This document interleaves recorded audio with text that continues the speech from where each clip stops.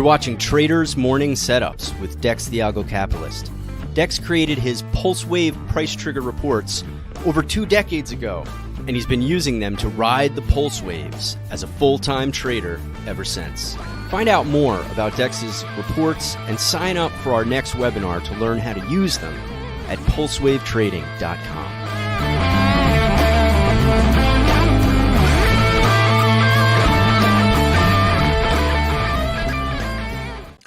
Good morning. Welcome back to our morning show with yours truly, Dex the Algo Capitalist, aka the Vulcan, coming to you live from pulsewavetrading.com, home of the world famous Pulse Wave price trigger reports. We have a lot to get into today, so let's start with these overnight markets. So US dollar index has powered itself back up and is up 33 pips. We're trading at the high of the session at 103.76 and flirting with the 104 handle. This is putting immense pressure on the euro, which is down 53 pips, trading at 108.27. The pound sterling is down 25 pips at 126.83. And the Aussie is up 6 pips at 65.98. Bitcoin futures are down a whopping $185, trading at $42,205. Ethereum down $20.50, trading at $22.5250. We have crude oil is down 85 cents per barrel, trading at $77.13 per barrel, just off the low of $77.02 per barrel after rallying in the overnight market all the way up to $79.29 per barrel. And we just put in a new low. Oil is now down $1.08 per barrel, trading at $76.92 per barrel. Nat gas off 6 cents, trading at $2.11. Gold futures up $11.60 a troy ounce, trading at $2,047.20 per ounce. Silver is up 7 cents per ounce, trading at $22.95 per ounce. After spending a little bit of time over the $23 handle, it hit $23.18 in the overnight market. Copper is pretty much flat, trading at $3.85. Dow futures up 41 points at 38,296. And we have the E-mini S&P 500 futures up 6 points at 42.22 and a quarter. E-mini NASDAQ 100 futures are up 45 and a quarter points at 17,572 and 3/4. It did get its low as 17,456 and a quarter in the overnight market.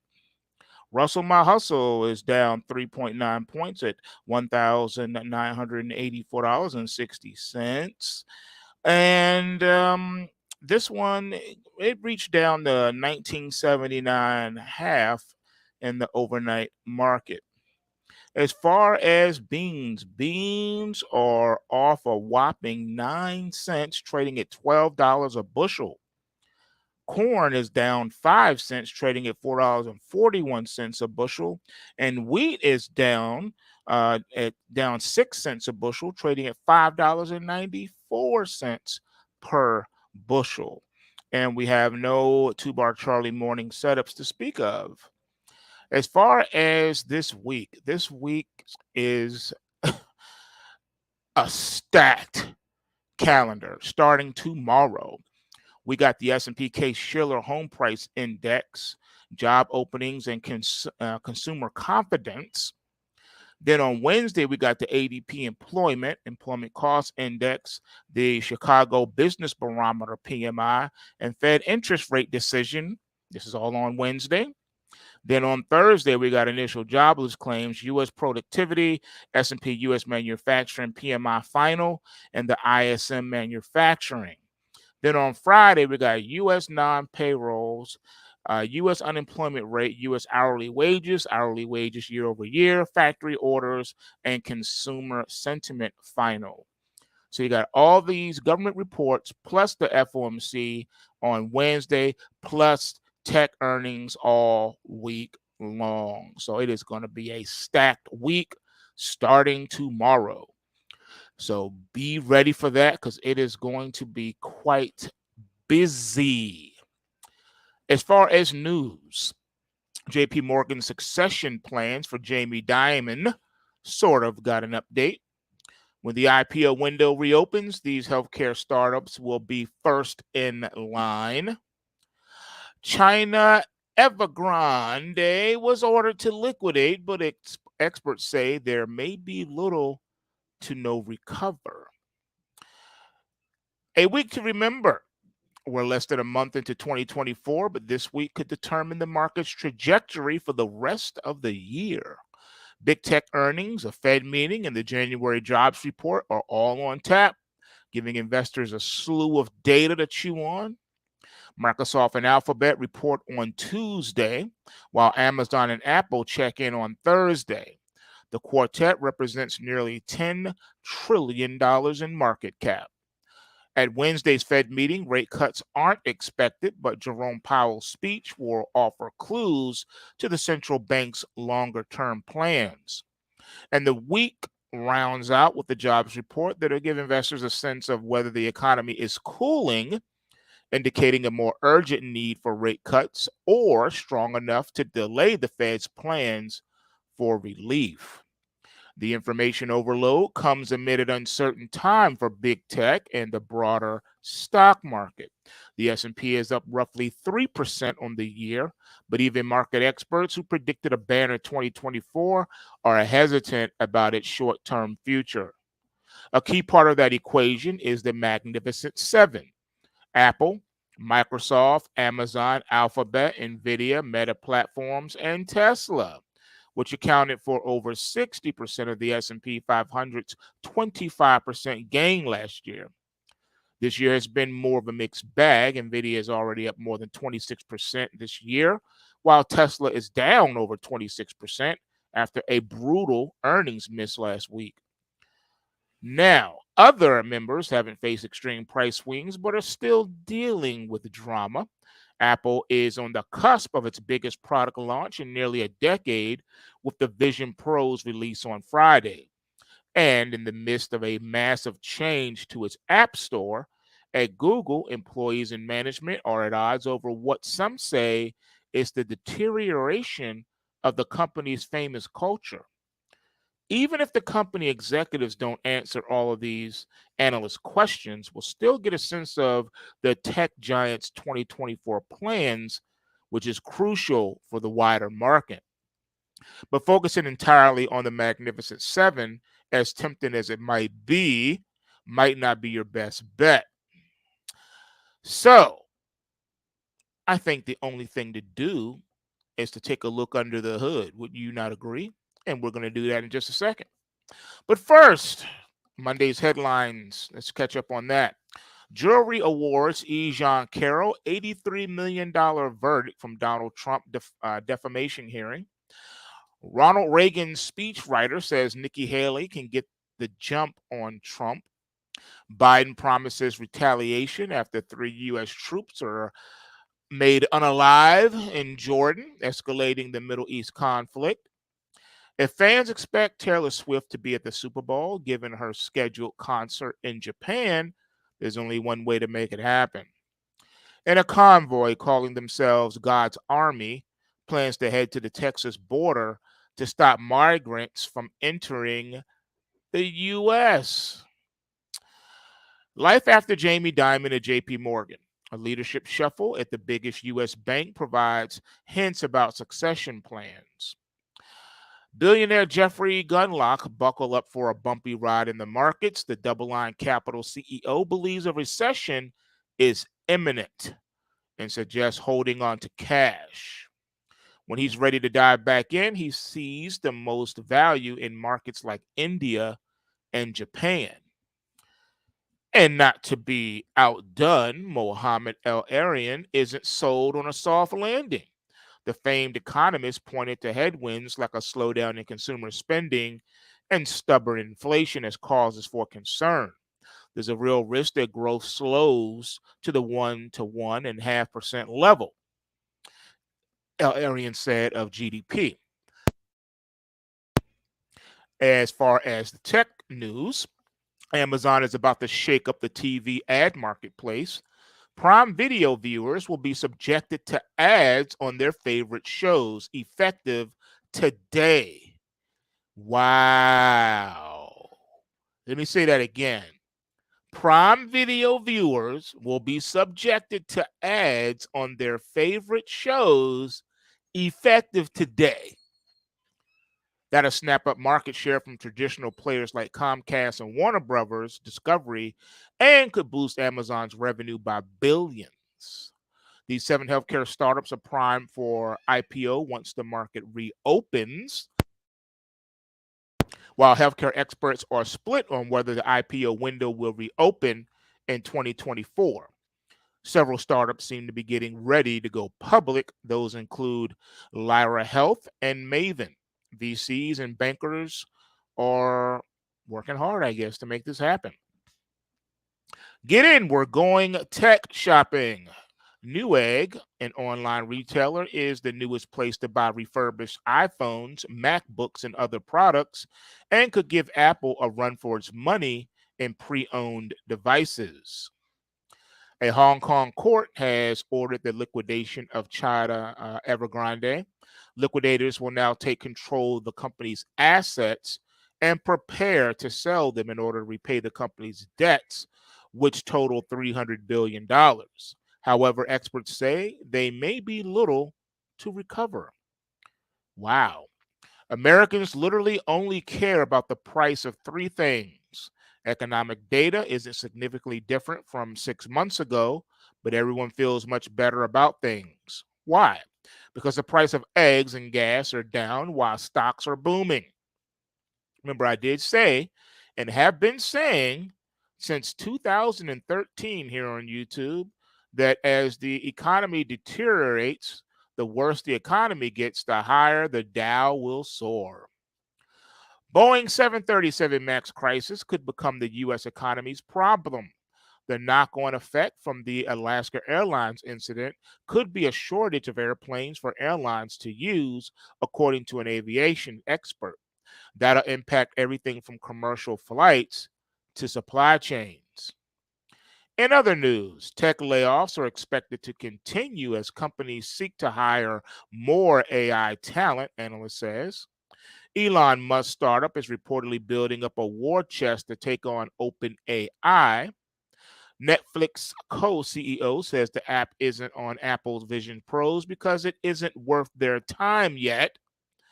How naked greed caused best friends to forge co-founders to go to war over control of their latest startup, Destiny XYZ. And here's what's happening today. Earnings, we got Ryanair, among others, and Amazon Prime Video is launching its ad-supported tier in the U.S., and the Internal Revenue Service opens the 2024 tax filing season. All right, now, as promised, I got a special treat for you, and for those that hung in there this morning and waited to the end, you are about to be rewarded. All right, so as you know, whenever there's something new on the horizon that's all the rage, everyone just has to get a piece of the pie. Well, it causes bubbles and manias and things of that nature, right? So we're gonna take a look at something real quick. So let me just share my screen with you, and we're gonna see what's really good. All right, what's really going on here in the world of finance. All right, so take a look here at your screen. You will notice that this is XRP Ripple.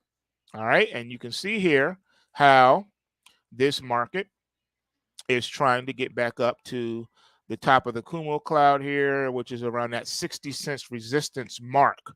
Now, keep in mind it is in a bull market and it does have that bullish trend momentum reading.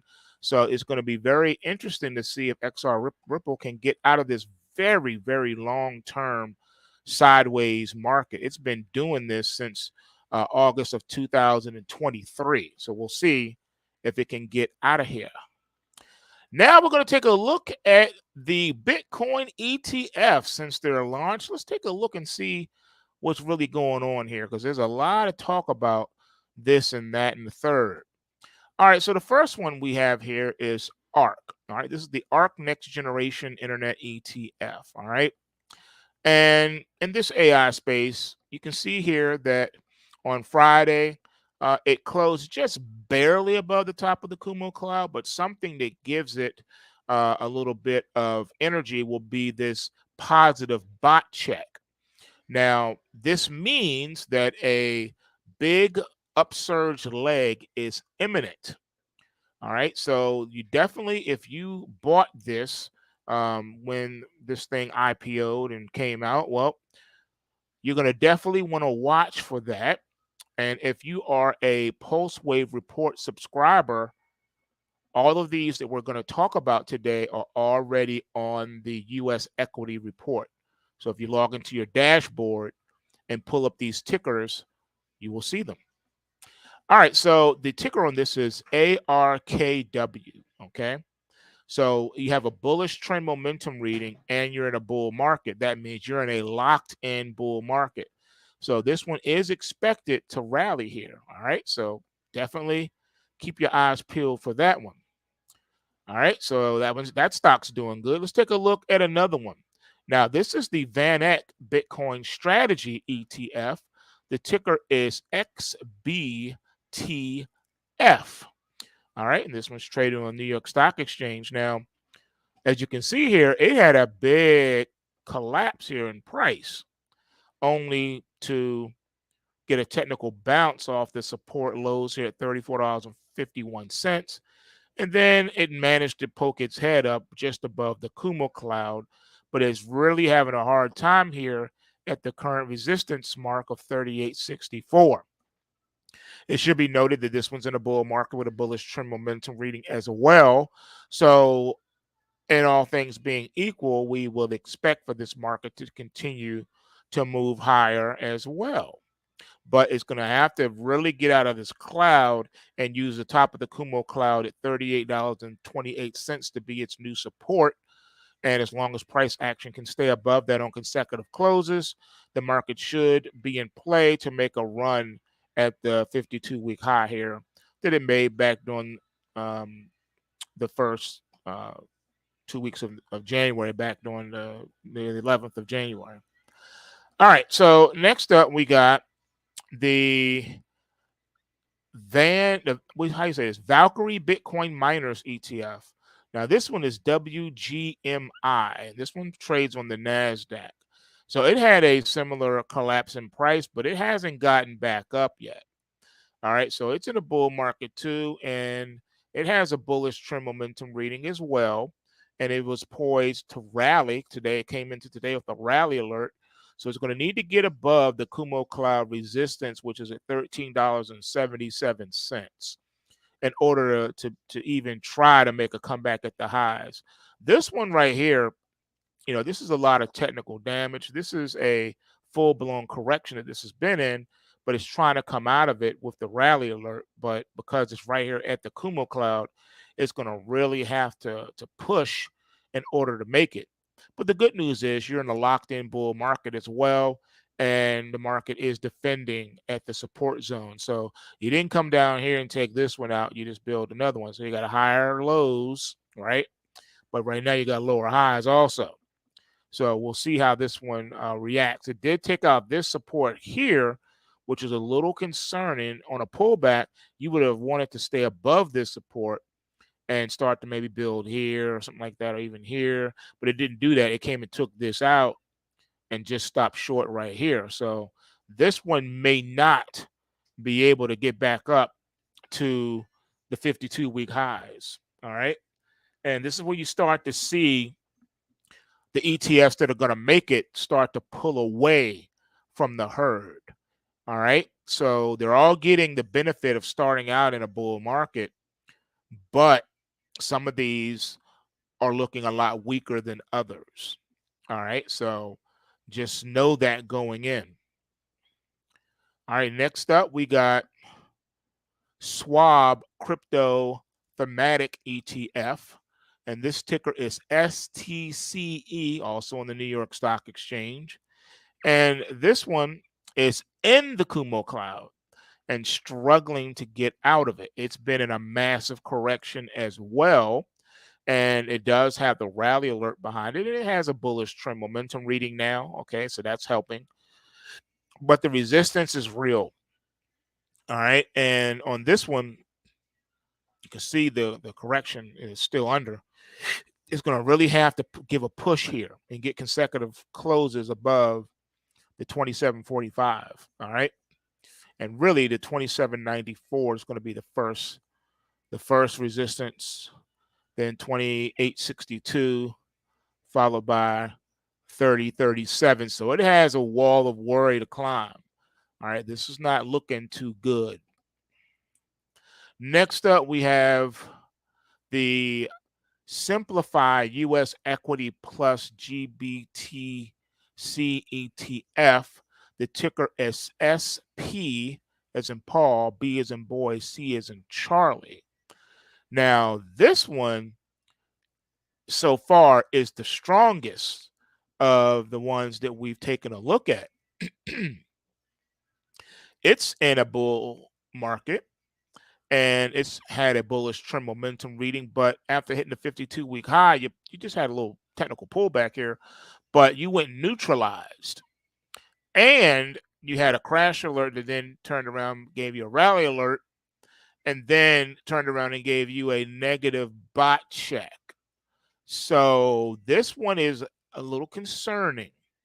You cannot ignore bot checks because they always play out sooner or later. Case in point, you got the back-to-back bullish bot checks right here, all right?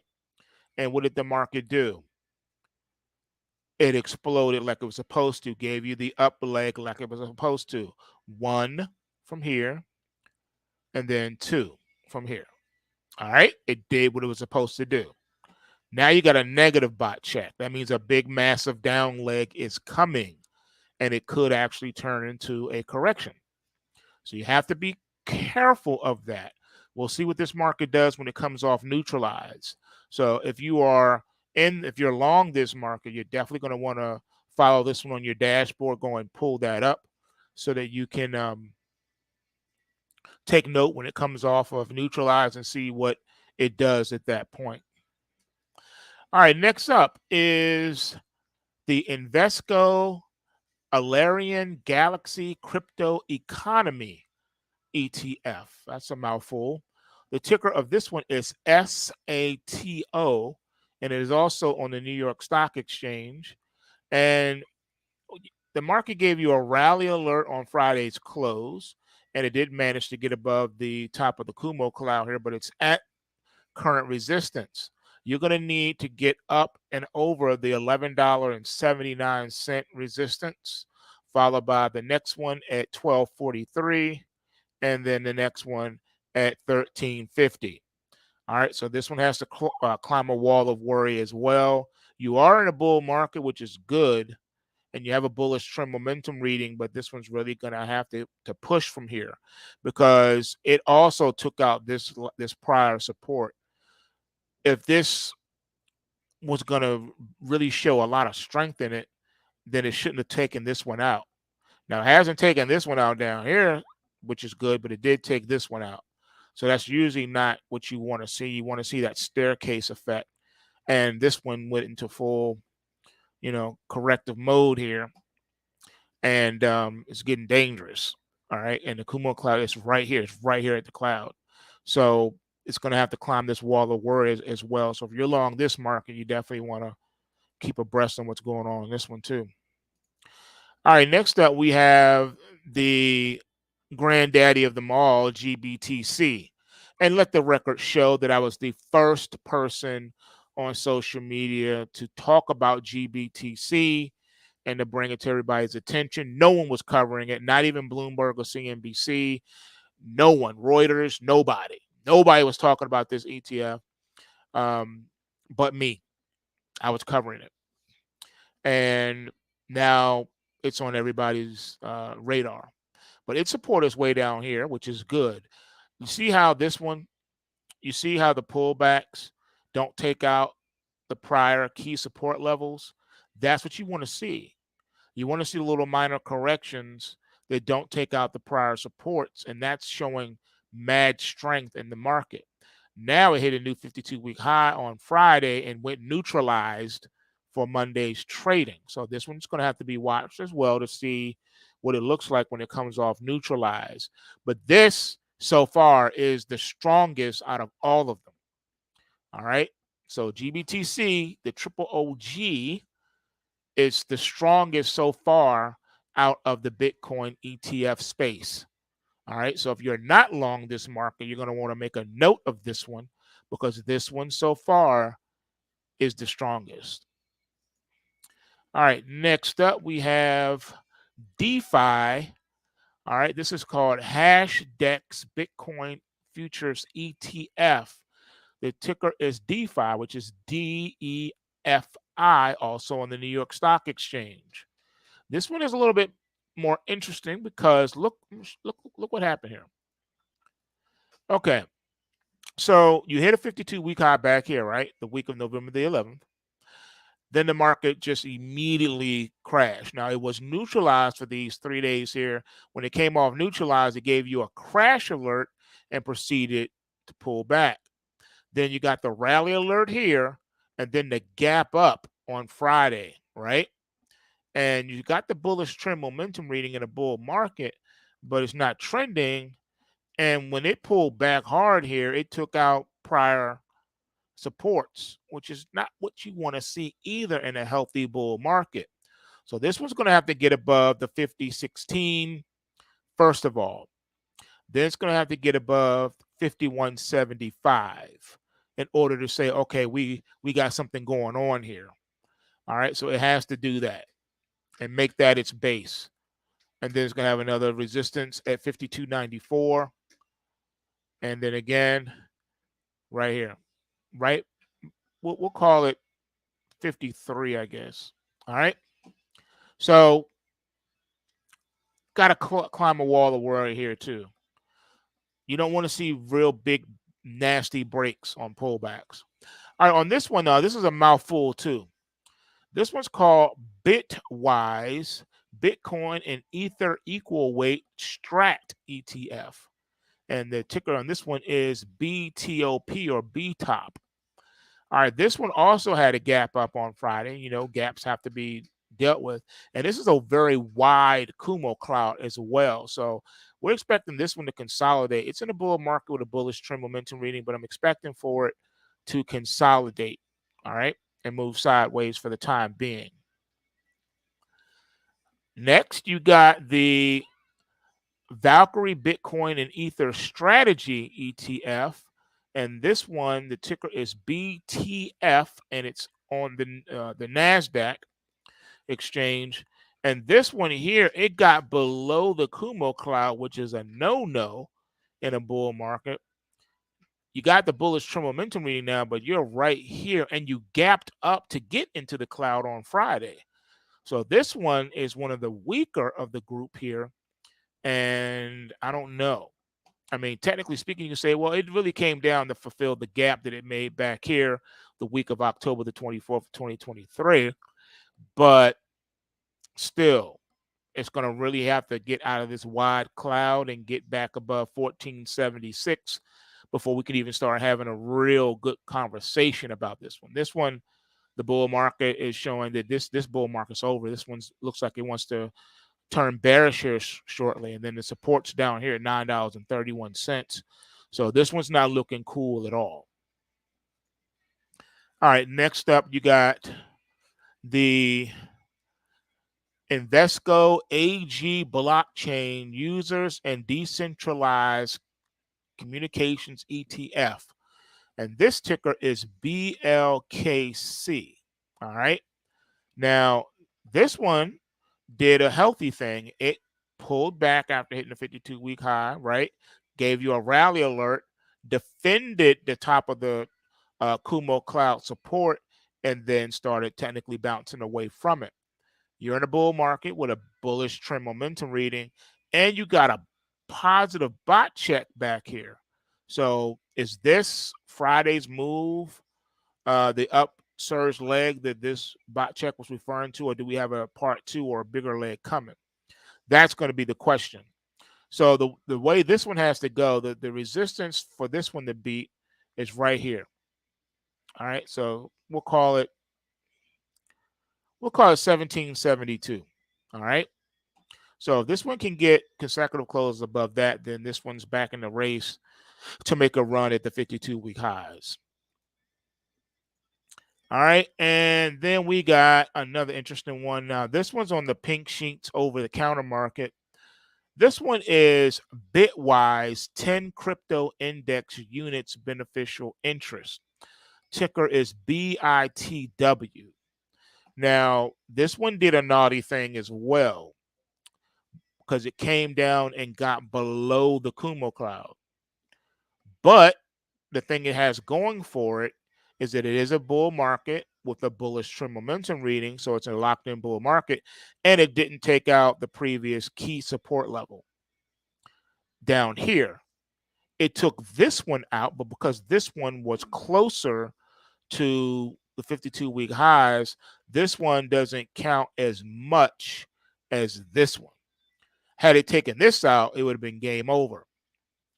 But because it took this one out and came down here and stopped short of this one, it meant you can make an argument that this is a healthy pullback. You still got the higher low thing going here compared to here.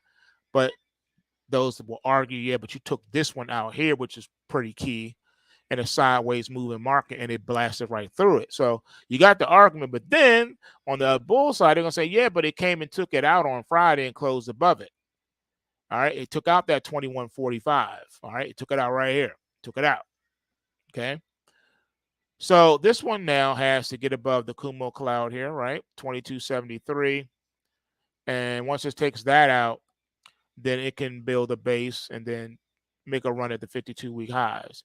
And it's not too far away from it. So this one is kind of showing a lot of health from the amount of strength that how it bounced. So this one, you can say, has some bullishness in it, but it does need to prove itself and get outside of this wide Kumo cloud. If it can do that, then this one will be in play as well. All right, and then this one is the Global X Blockchain and Bitcoin Strategy ETF on the NASDAQ. The ticker is BITS. It's BITS. So this one also came down below the Kumo cloud, which is a no-no. All right. You didn't get consecutive closes below it, but you still went below it. That's still anathema. And the support was back here, far away from up here where your 52-week high has gotten. So technically speaking, it's inexcusable that this support way down here was taken out. Now, you can make an argument, no, it made sense because of the gap up from the week of December the 4th, and that had to be reconciled, right? But then you can say, yeah, but it reconciled right here the week of the 15th. It filled that gap. So this support was a key support from the gap. You should have took it out. All right, so that is unacceptable that you took that out. Now, yes, you stopped short of taking this one out, so now you got higher support here, which you can build upon. But in order to redeem itself, it needs to get back above this support, clearly show itself beyond this. Clearly, the next key support needs to be above this. And you got to get back above the Kumo cloud because you just got in the cloud barely, and you still got this overhead resistance at $50.48 to overcome. Then you got to get up here and overcome this one up here around that $60 mark. So this one has a lot of work to do, and it's still in danger of taking out the support it just made. But you got a positive bot check right here. So this could be the beginning of that big upsurge leg, but it's going to have to be a lot to get it to push out of the cloud and keep going. So this one has a lot to overcome. This one is concerning. All right. So you put this under the category of concerned. All right, next one is Bitwise Crypto Industry Innovators ETF. The ticker is BITQ. Now, this one has a rally alert for Monday's trading, right? And the beginning of a bullish trend momentum reading, but it needs to get out of this cloud and needs to overcome $9.82. We'll just round it off and say it needs to get above this $10 psychological resistance zone in order to give people a little bit of hope. Because if not, this one, it's not looking too hot. Yeah, you got the positive bot check, right? But you still got to get out of this cloud. So this one is on the watch list too, because this support could fail as well. So that one's on the concerning list. All right, next you got Bito ProShare Bitcoin Strategy ETF. Ticker is BITO on the New York Stock Exchange. It stopped short at the top of the Kumo cloud on Friday, so it's going to need to get above this and make this a support in order to keep going. Yeah, you got the bull market, bullish trend momentum reading being locked in, but until it gets outside of this cloud, it's still consolidated and question marked. All right. Now this one does not meet the requirements of the system, so it's not coming out. This one was the REX Bitcoin Strategy Fund, or BITCX, on the NASDAQ 100. So that one did not come up. No data. All right. So let's see here. We got.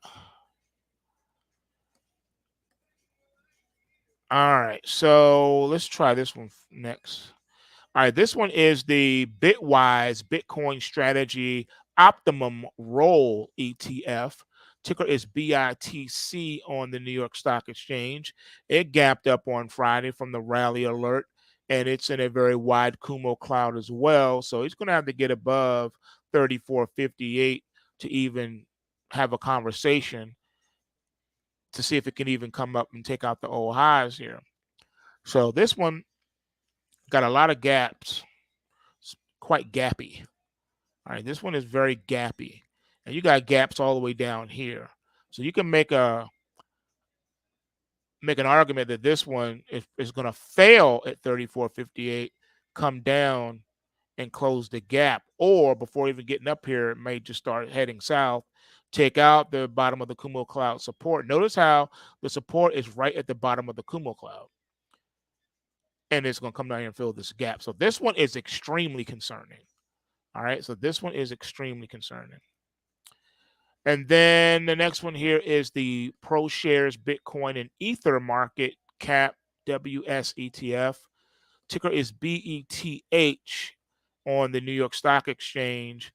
This one is very thinly traded and very choppy, and in my opinion, not too worth consideration right now. Look at the way it's moving. You gapped up. I know you had the positive bot check, and then it gapped up on Friday and stopped, and that was it. So this one's concerning. It's not looking like it's really established. So technically speaking, I think this one may roll over. Just to be honest with you, I think it may roll over. So I'm not feeling this one. And I think this is our last one. This is the ProShares Bitcoin and Ether Equal Weight Strat ETF. Ticker is BETE on the New York Stock Exchange. Looks like the last one we just looked at, and I don't like this one either. This one doesn't look too healthy at all. I think this one rolls over also. All right, so there you go. That was a look at all the new Bitcoin ETFs that premiered, and that's how a lot of them are looking. I know some of you probably had questions about that, like what's going on with these? Should we even care about them? Should we even give them the time of day? And then others were really excited, like, yeah, I can't wait to start buying some of these. And now you know what you're getting. All right, so as far as I'm concerned, I would let time, tell which one of these are going to really win. But so far, the triple OG GBTC is looking like it's probably going to be the winner. because it's been out the longest, and I think it's starting to get the attention of more people. I'm starting to see a lot of advertising dollars go into the marketing of GBTC. You see commercials for it on the Bloomberg, CNBC, other business channels. So yeah, we'll see what other ones come out on top. But so far, the one that beat is GBTC. All right, folks, you know what it is. The system works if you work the system. Bulls make money, bears make money, and pigs get slaughtered. So remember to take what you can and give nothing back. Smash that like button, share, and subscribe. And I'll see you in the next one. Peace.